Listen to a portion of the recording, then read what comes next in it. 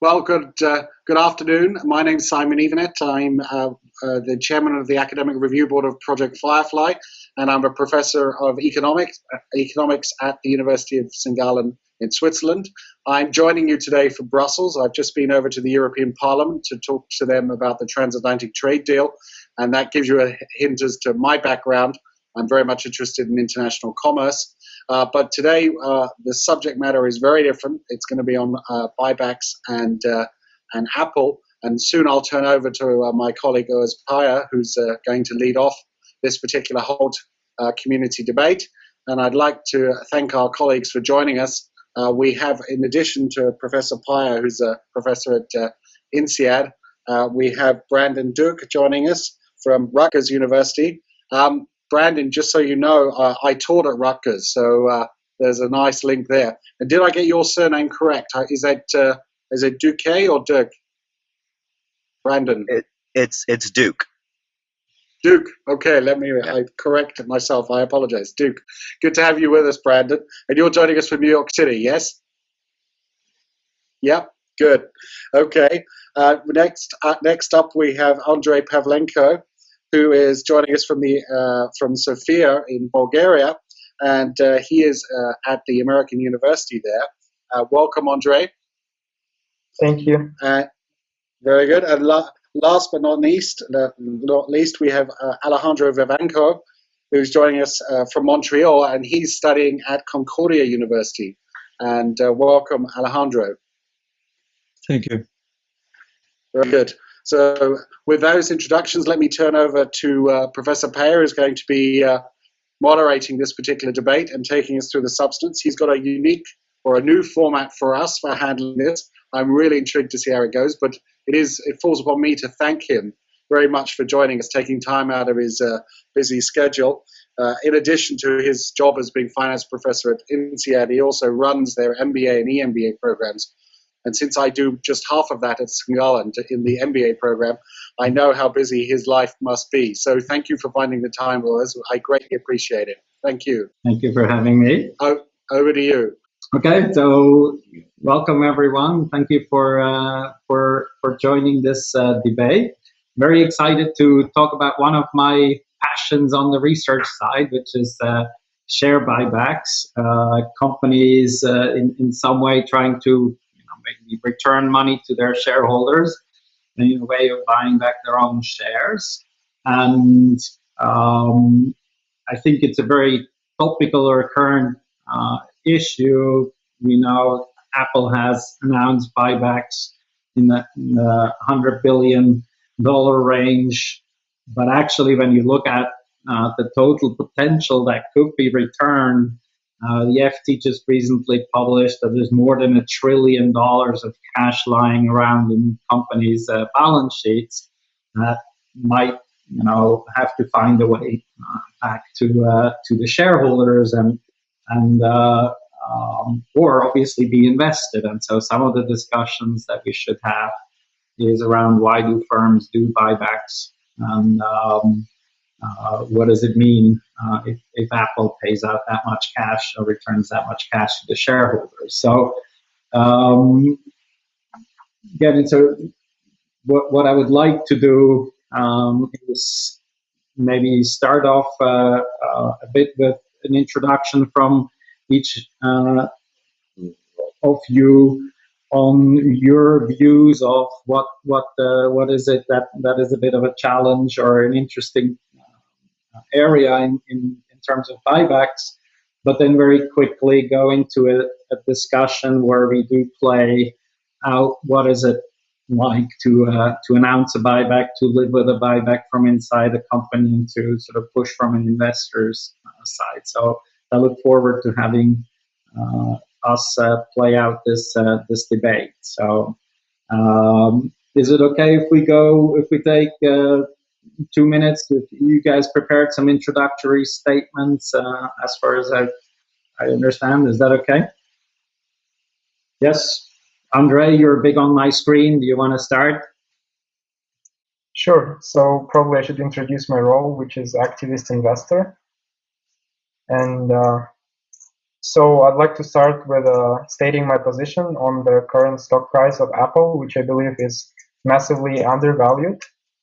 And I'm sure that Apple is a great growth stock and not just a value stock, which has been, the investor currently believe that it's a value stock, but with time this is changing since Apple is introducing more products like Apple Watch and innovating new products and other products. So I believe that Apple is actually a growth stock, and our multiples are much higher, and it's massively undervalued at the moment. And I also believe that as a company itself thinks that the stock is undervalued, as it was mentioned by Tim Cook. And at the same time, if the company has so much cash on the balance sheet, basically earning nothing, it is a perfect opportunity to do the share buyback, so that the company can show that it cares what investors think, and it can actually share the capital with them, and it can also show with actions that it believes that the stock is undervalued. So it's doing both things at the same time. So it's sharing the capital, and it's also showing that the stock is currently undervalued. Okay, very good. Thank you. Maybe we should have Brandon do a short introduction. He's taking the role of the CEO. Right. So I am taking the role of CEO, and just as a brief overlay into the whole share buyback stance that a lot of companies, such as our topic today, as our subject today, Apple, is that you really have two alternatives when you have such a large cash hoard, or at least the two biggest ones, which is one, either reinvest in yourself and your stockholders, or go into other projects where research and development would take over, which I know Alejandro will be taking the stance on in our conversation today.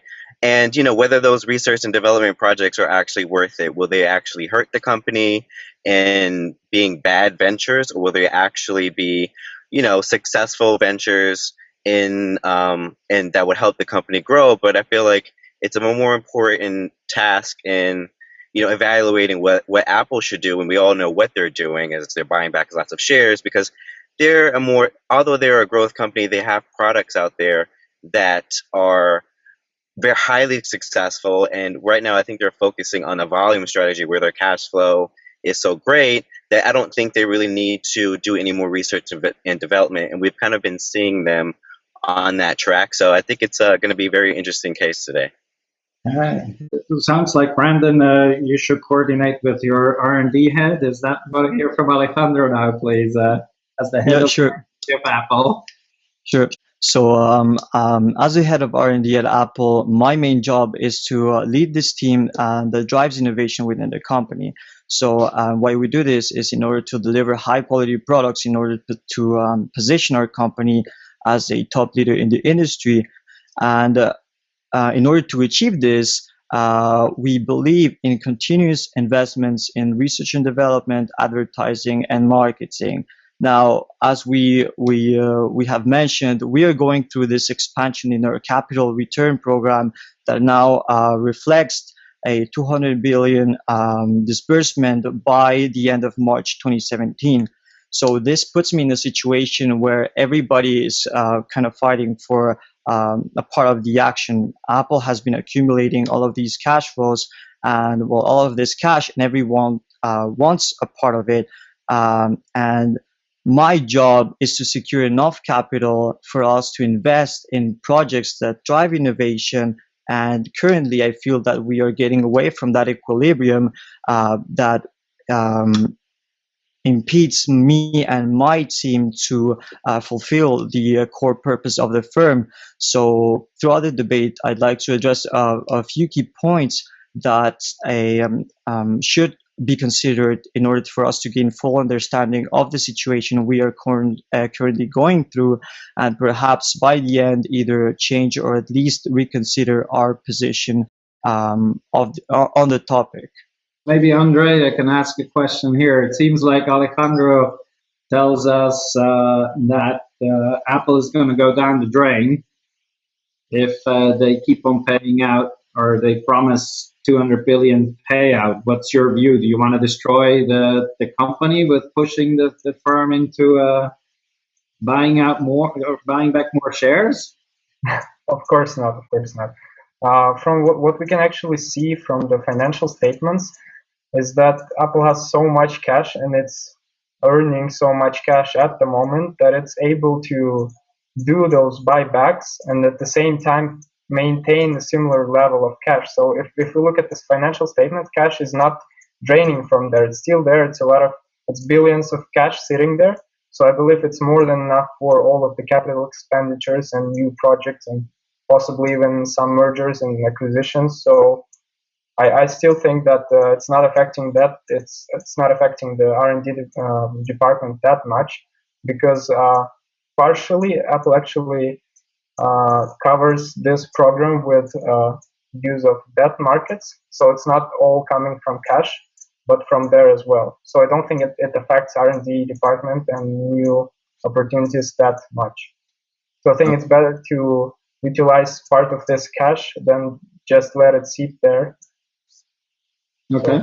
Here from Brandon, from the CEO's perspective, do you see any trade-off as you elaborated before in this particular situation? Are you comfortable with 200 billion?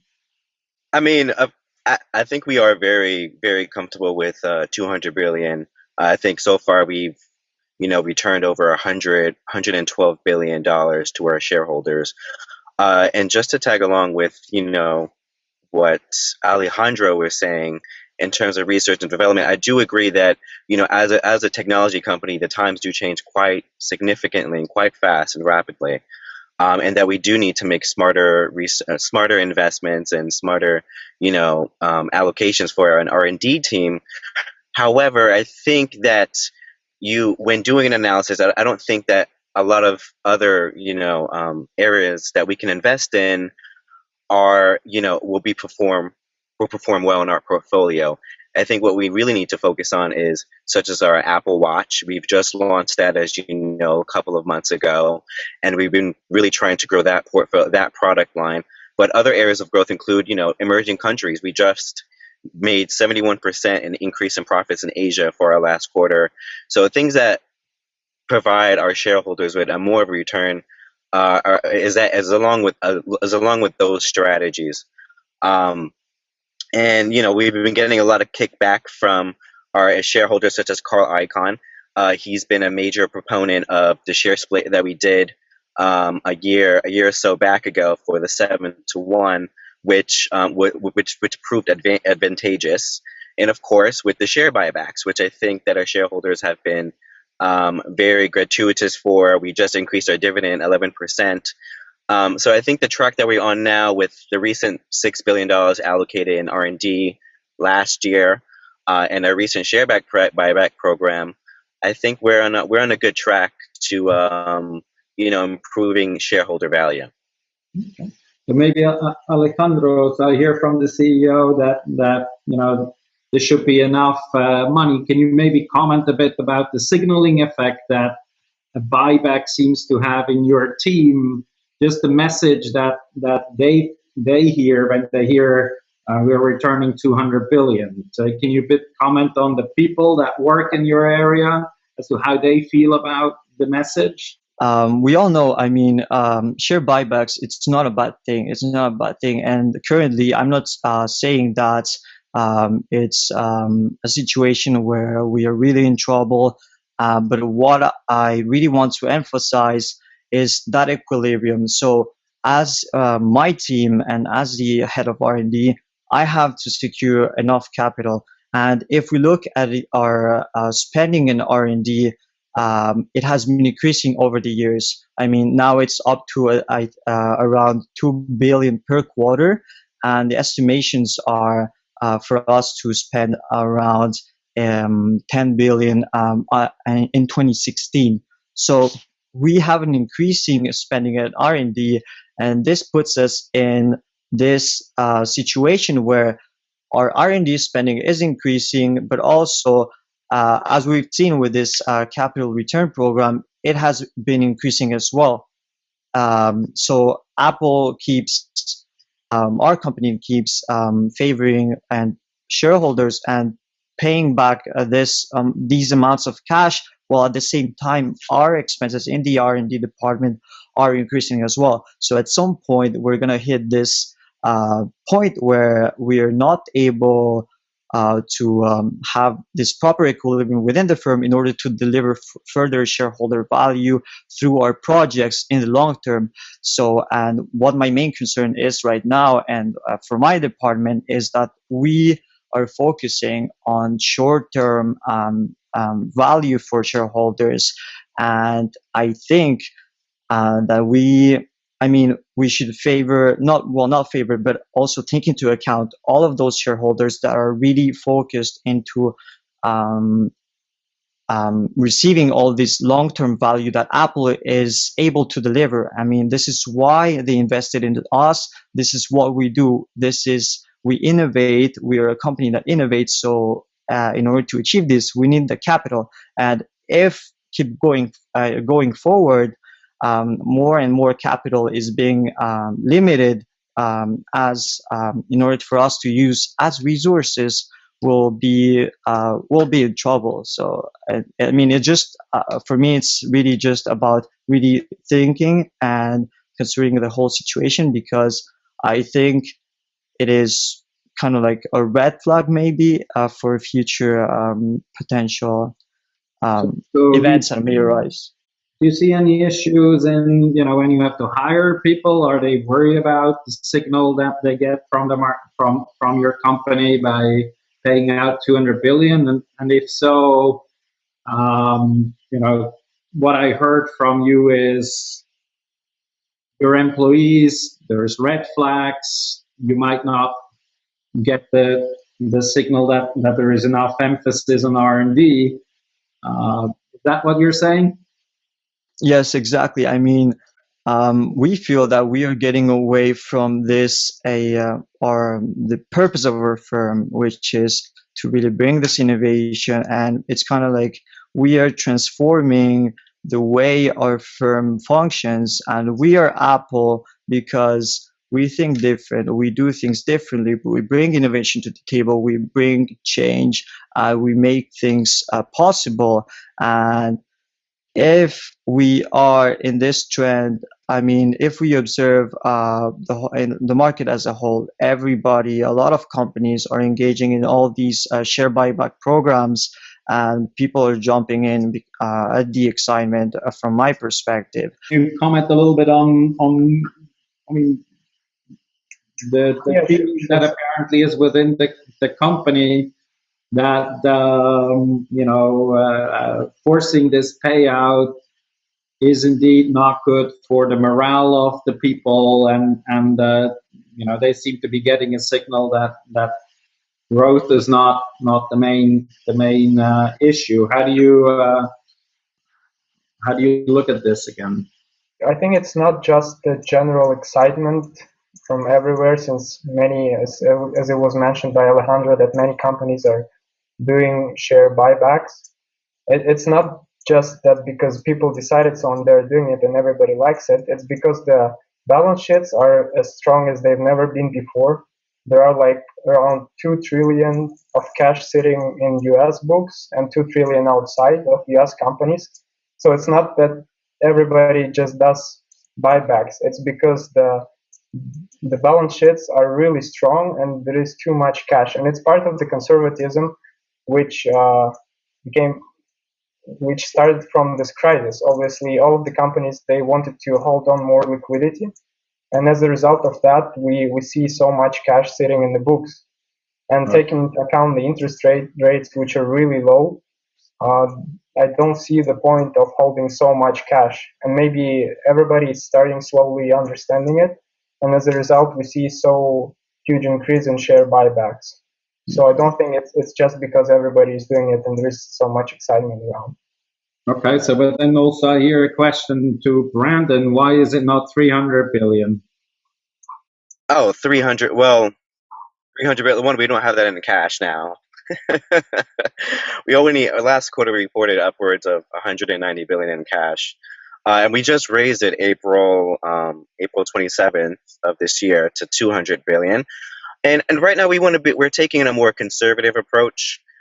We do realize that, although we've had healthy cash flows for quite some time, that we want to take it slow. We want to check on the status of our program, and every single year we do that annually. We meet with the board of directors. I meet with the board of directors and see where we are. So, last quarter we decided that 200 billion was a good amount, up from 130 that we previously had mentioned, and it's aggressive, but we feel that our future cash flows can support that.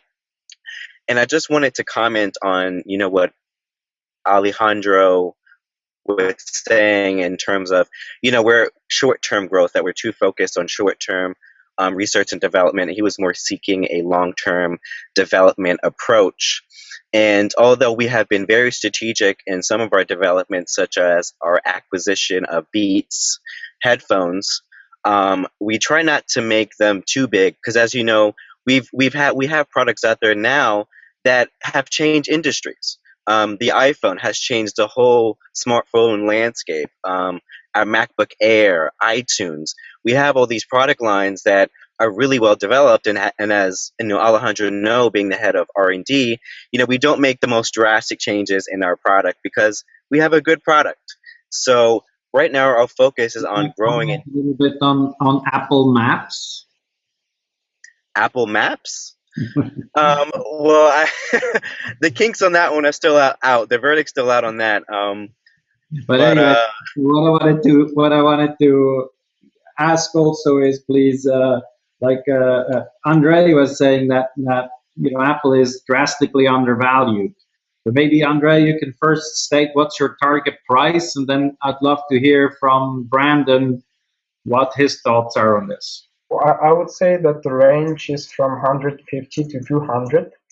So that's what we have there, and it's probably, the discrepancy from the market is so huge because we, as I already said, we consider the Apple as a growth stock, and also because we take into account that it's mostly software company, not the hardware, because the ecosystem that it has, the software, it keeps the customers. So once a person buys a product of Apple, it sticks to it. So it's like an annuity that comes every year or from time to time. But it's not that people will just go from Apple in one day. They stick because of this specific software, which is different from all others in the market. Alejandro, as the chief R&D officer, certainly has something to say on the innovation part. Maybe a bit on the price target. Andrei's price target is, what I've been hearing from the market and really I've been observing from the market is that people are targeting our stock, just like Mr. He's playing the role of Icon, so I'm gonna call him Mr. Icon. That targeting our stock between 170 to 200, and although that's aggressive from our current price of around 125, with all the share buybacks that we're planning, that's well in line with the earnings per share that that analysts on the street are predicting, and I think we can materialize those estimates in the future in the 1 year, 2 year terms. So it's quite possible that the market can value our stock at $170 to $200 per share, and I think we have the share buyback program as well as our future cash flows to support those theories. So the question is, so the literature, the research actually does have some findings as to average performance of stocks after buybacks. Well, as to specific research, I can't comment for sure, but on a strategic forefront, I could definitely comment on that end, saying that share buybacks historically for some companies have weren't performed as well. And I think we do have the right ingredients to make the share buyback program a success.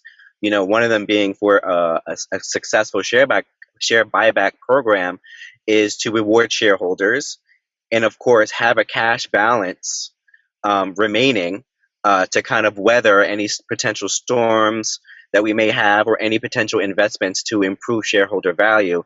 And I think with, all the cash flow evidence that we do have from previous quarters and what we expect, that we will, even after the share back program, which is why further we didn't want to increase our buyback program to something 300 billion, only to remain conservative along the lines that we are going to need cash in the future.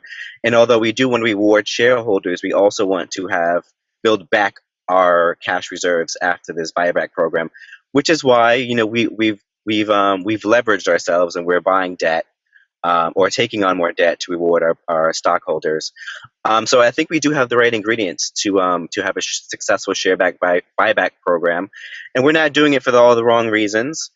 We do have our cash, so I think historically, buyback programs for other companies have performed those for all the wrong reasons. I think we have the right mix to make it successful. So maybe Alejandro, you also raised, you have some comments maybe also generally on research finding and how that could help us understand the undervaluation argument. Yes, exactly. So, throughout the years, we've seen many different buyback programs that have been successful and others that have failed. But one of the main components of a share buyback program is that management buys these shares because they think the stock is being undervalued. So, that is a great thing that provides value for the firm, because we are taking basically value investing in our own stock and therefore retrieving all of these shares from the market and therefore driving the price up afterwards. But the thing is, in order for anybody, not only us, for any investor to time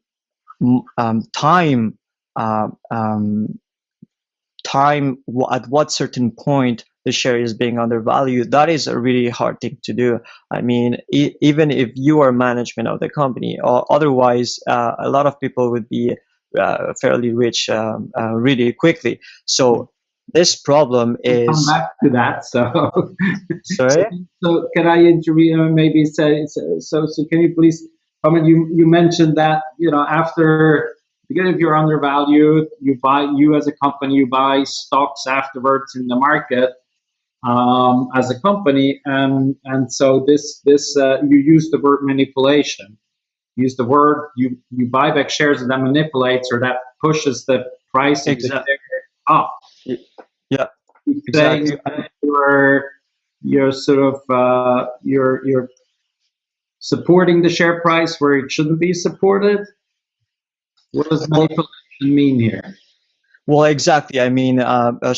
Basically buying back shares is a tool for financial engineering. So you kind of manipulate all of these financial ratios for many different purposes, and this is really what is important for everyone to consider when judging the quality of a share buyback program.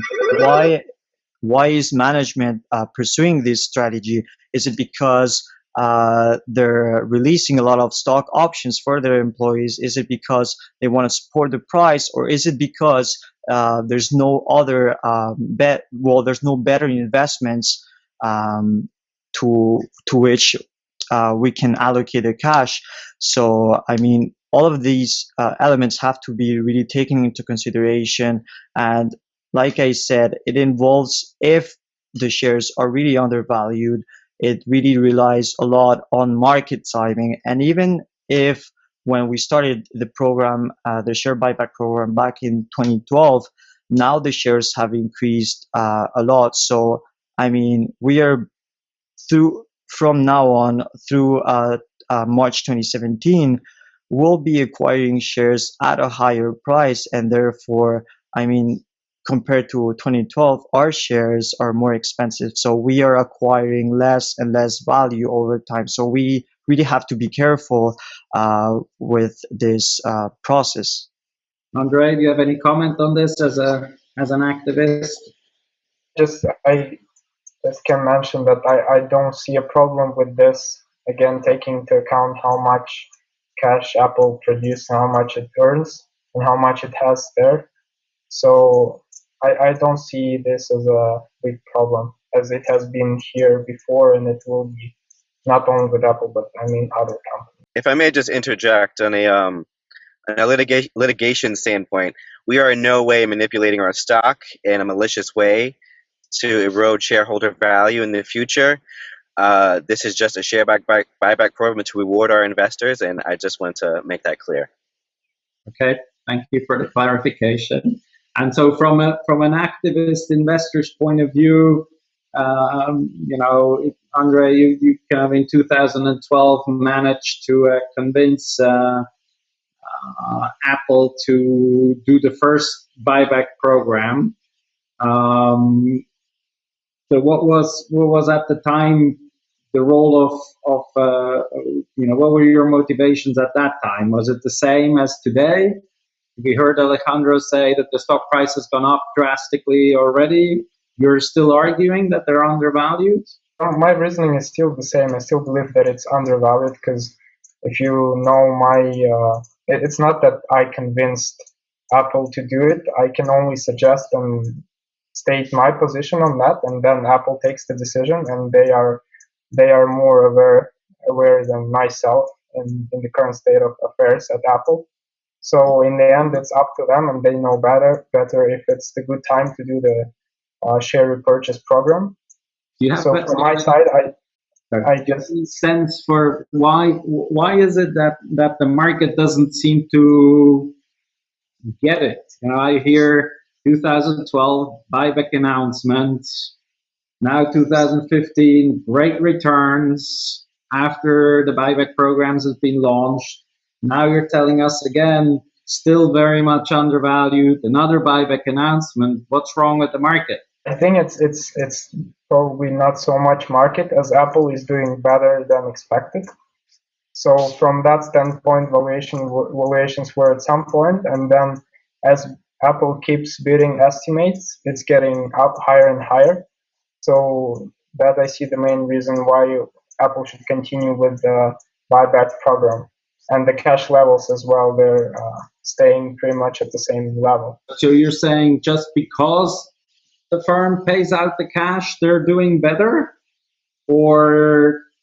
No, I actually mean the sales. Like for the last 4 quarters, Apple beat the estimates. I mean, all last 4 consecutive quarters, Apple was beating the estimates of Wall Street on sales. So it's performing better and better. All right. So, Brandon, you also initially said that you felt that Apple was undervalued. Can you comment maybe from a CEO's role? Isn't that frustrating if you know, you communicate to the market and if we look at the activist's estimate, you're still 50% undervalued? Right. I mean, there's always going to be a lag in the market. You know, there's going to be a lag with, you know, what the market is valuing our company, especially with such a large buyback program that we've initiated in 2012. I mean, these are large cash outlays that we're going to be distributing to our shareholders. So in order for that target price of, let's say, 200 per share to actually materialize, investors are going to want to see a continual cash flow every quarter thereafter. So I give it about a year, 2 years of solid cash flow growth, and that share price, in order for that share price to materialize. But for now, with such cash outlays, I think the market is very afraid to invest in a company that, with the future, of course, you can't predict it. You know, the market could tank tomorrow, and then all our products wouldn't get bought, and then we would have all this cash to our investors and no cash to support that loss. So I think it's going to take some warming up to some more consistent quarters for that share price to actually materialize. But for right now, we're still in the midst of completing the program. We've gotten more optimistic since the last year. So, and we expect that trend to continue, especially with all the growth that we've been experiencing in some of the more emerging markets. Okay. So, is there any other discussions? Otherwise, I think I would little bit summarize what I heard in terms of arguments and concerns, and link it a bit to the research as well. Is there any other points that you wanted to bring up? Yeah. I'd like to address, I mean, this whole discussion on our cash, the accumulation of the cash on our balance sheets, and what we really have. I mean, it is true that we have enormous amounts of cash being held in our accounts, but the thing is, for the past decade, U.S. companies have been experiencing earnings growth of around roughly 10%, while the economy has been growing at 2 or 3%. And this is due because of productivity and lower costs and I mean many different branches of the operations. But also what we have to consider is that most of this cash that Apple has on its accounts is being held abroad, and this is not because we don't want to bring it here. Is because we have all of these tax problems that if should we repatriate the cash to the United States, we pay a certain amount of tax, and that is the main reason why all of that cash is being held abroad. Now, as it was mentioned before by Andrei, we are financing this share buyback program through debt from our U.S. markets and international markets. But the thing is, when we look at our global operations, yes, of course, we have all of this cash in our balance sheets. But when we look only at our U.S. operations, we are leveraging all of this, our balance sheet, and basically, if we segregate every component of our company, we have this certain segment which is being leveraged, and therefore its financial state is being weakened over time. So, and if there's an emergency and we need to bring cash from the outside, of course, we will do it because we want to save the company. We want to keep going forward. But the problem is, how much time is it going to take for us to bring that cash to the United States? So that might be a problem to really consider. And that is why I was really addressing this whole issue of equilibrium in our financing and also in giving back to shareholders. And also I'd like to address the issue of being undervalued. And I believe, it is great to give back to shareholders, and I support mild share buyback program, but also if our shares are really undervalued, why doesn't the price will correct itself over time without the need of the share buybacks. So those are a few key points that I wanted to address. Okay. So what I've heard from the discussion, thank you so much for all the good points you've raised. I think if you look at the evidence again, you look at the research as to across the universe of stocks and what are drivers for buybacks. We've heard a lot of those, and the two key ones are, yes, I have cash or low leverage, and I need to lever up or return the money to the shareholder. So reduce the equity, basically. That's one key component of doing a buyback, and the other one could be indeed for things like undervaluation, reason to signal or trying to communicate with the market in some way. So I heard from an activist point of view, I heard from a CEO point of view that the market does not seem to realize the full potential of the company. And so these are indeed very important reasons that firms usually state why they do a buyback, either lever up, change the earnings, do to take advantage of undervaluation. And then there is a bit more problematic issues which have to do with manipulation. Right? So if you buy back shares, you reduce the number of shares outstanding. You don't really do something with the earnings. Your earnings per share go up. So it's not literally illegal, or it's not technically illegal, but it's a way to manipulate an indicator which is linked to a lot of the compensation structure. And then there's the literal worry, I think, that Europe used to have, which Alejandro pointed to at some point, was that if you are in the market as a firm and you buy back your own shares, you are providing some form of a support, some form of a demand for your own shares. And so that could be interpreted as manipulation. Again, in a very liquid market, probably less of an issue. In illiquid stocks, it can potentially drive share prices. And so in Europe, before the end of the 1990s, the share buybacks were very much restricted. And in part, the reason was very clearly in the German and the French law that the expectation was the managers would use it to manipulate the share price, to support the share price. When there's bad news and you just go in the market, you buy it to keep up the stock price.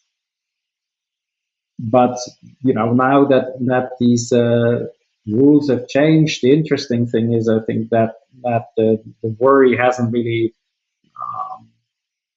there was no ground, there's no academic evidence that would show that after a buyback announcement you see price support, because then it means over a month or a year or 2 years you should see a decrease in the share price of that stock.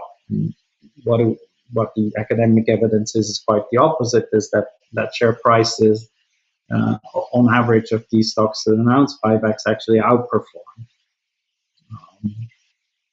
So Alejandro was saying that you could get rich, and yes, indeed, if a company announces the buyback and executes on it, you buy back your own stock at the low price, you're making money. If you are as an executive are investing in it, then you gain as well. And so this is all, and the discussion I asked at some point about the market efficiency. If the market wanted to or agreed with you on the undervaluation, what should happen? So price should instantaneously adjust to your 150 target that you think is the right price. But apparently the market on average underreacts to this type of signal.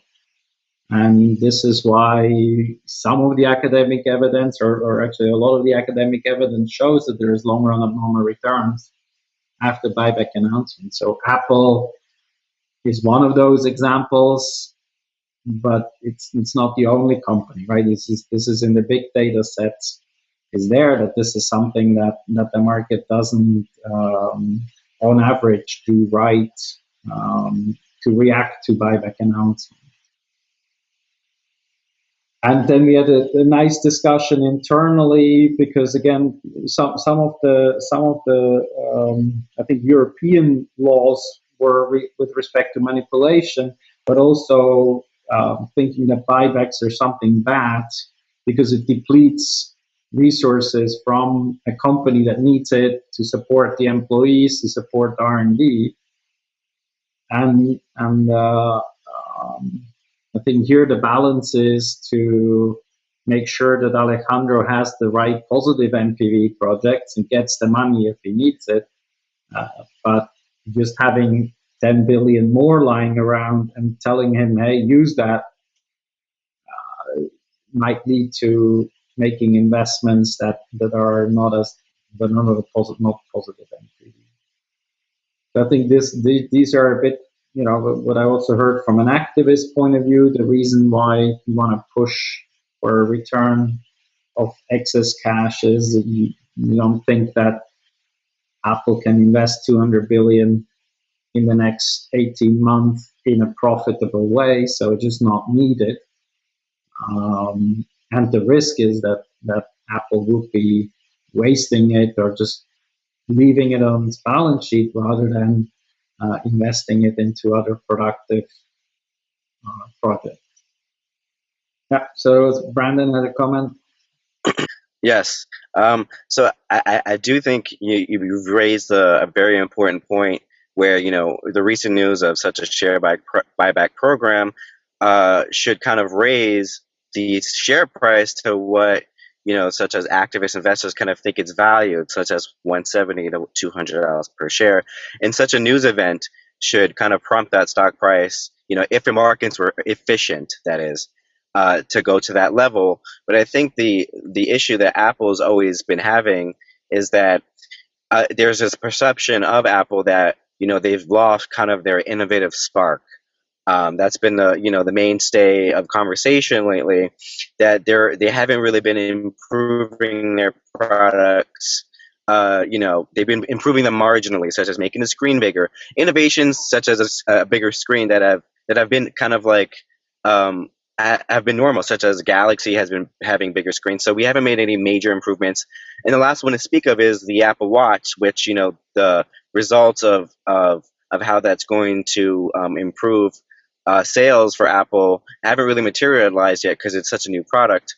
But I mean, as evidenced by the 7-for-1 stock reverse stock split, I mean, they went from almost $650 per share to $90, and a lot of people had doubts whether the stock price could improve.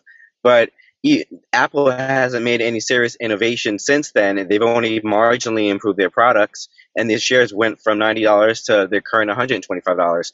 So I think even with all the doubt that Apple hasn't really been a successfully innovative as they once were, which, you know, that's up for debate. I think what is a consistent theme that the market has been rewarding Apple, not based on their innovation, but based on their cash flow and their ability to improve their profitability by selling more phones. I think China was the biggest sales growth period for them last quarter. If you summarize this, it's basically you're saying the market hasn't listened, and the market needs more evidence before it is willing to value you at the price where either insiders or apparently the activists have seen it. And Right. This is the evidence in the research, and it's not normal, right? This is an irrational market. In a rational market, the information, once you have it, it should be incorporated in the price, and the prices should react a lot more to buyback announcements. So there shouldn't be this outperforming stocks that I can pick based upon just those who buy back shares, right? Okay. Is there any closing comments? Can we, Andrei? You know, what I'd like to mention to add to Brandon's comment is partially the fact that Apple is not being, like, let's say that what we've been talking about, the market efficiency issue, that it's not getting to our target. It might be, the reason might be that how the financial institutions perceive the stock. As I already mentioned, like, they perceive it as a value, and that Apple is not innovating as much as it used to. But as we see in the last quarters and last couple of years, we see that Apple is still growing at quite a good pace, and it's innovating, as we can see by the Apple Watch. And I believe that according to recent research, these institutions, they're under-owning Apple. And I think that these facts in the last quarters, they can positively affect it, and they can be the catalyst that will change this perception in the financial institutions, and they actually will own Apple in similar portions, if not more, than other companies. Okay. Alejandro, do you have any last comments?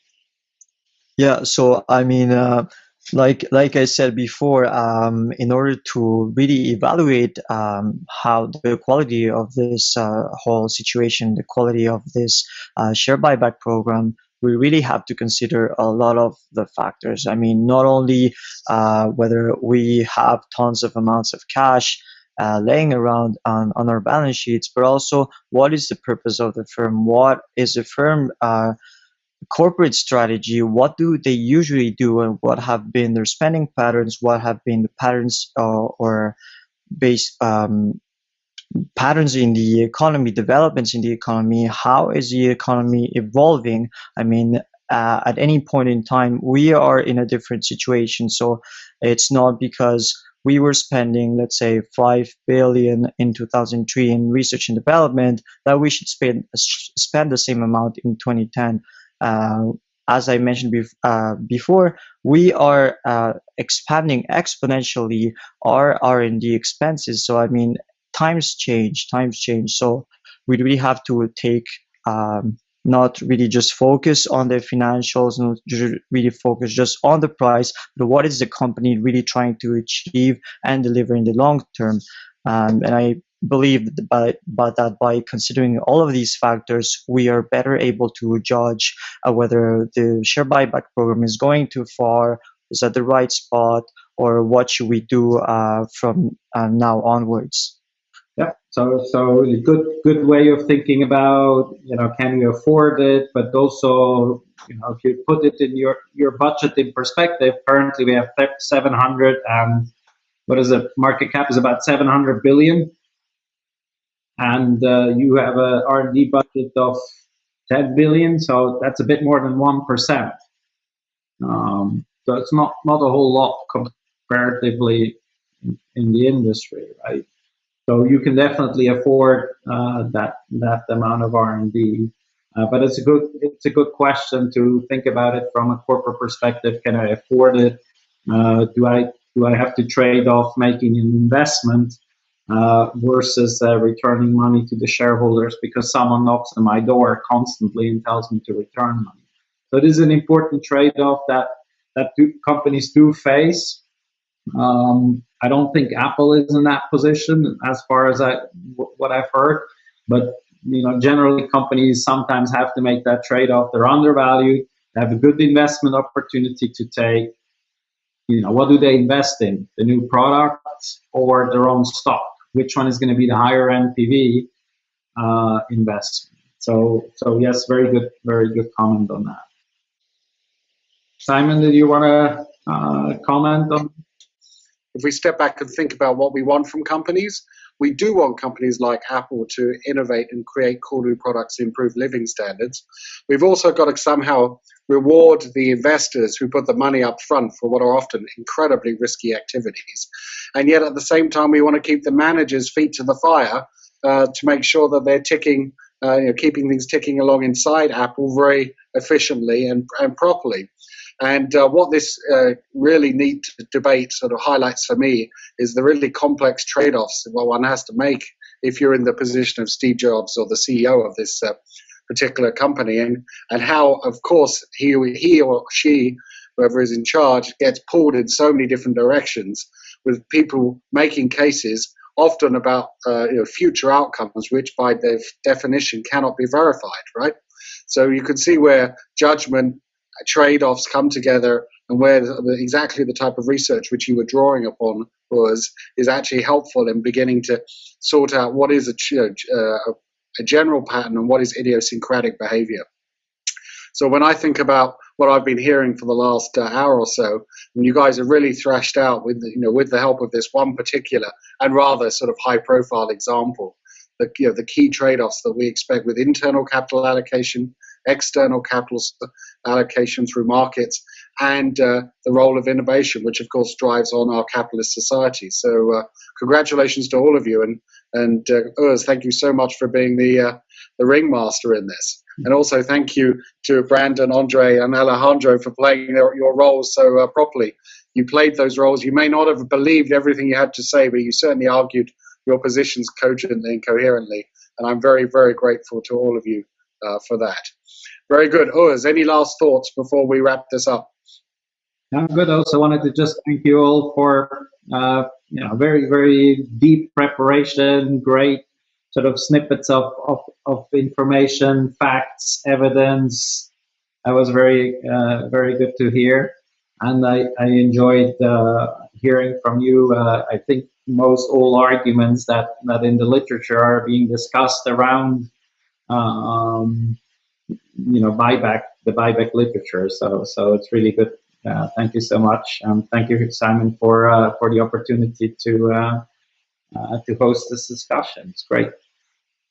Well, I hope all of you join another Project Firefly debate sometime in the future, and we keep this discussion going. I must say, I love this innovative format, and I'll have to think about how I can use it as well in the future. So thank you all for joining us this afternoon, and have a good day.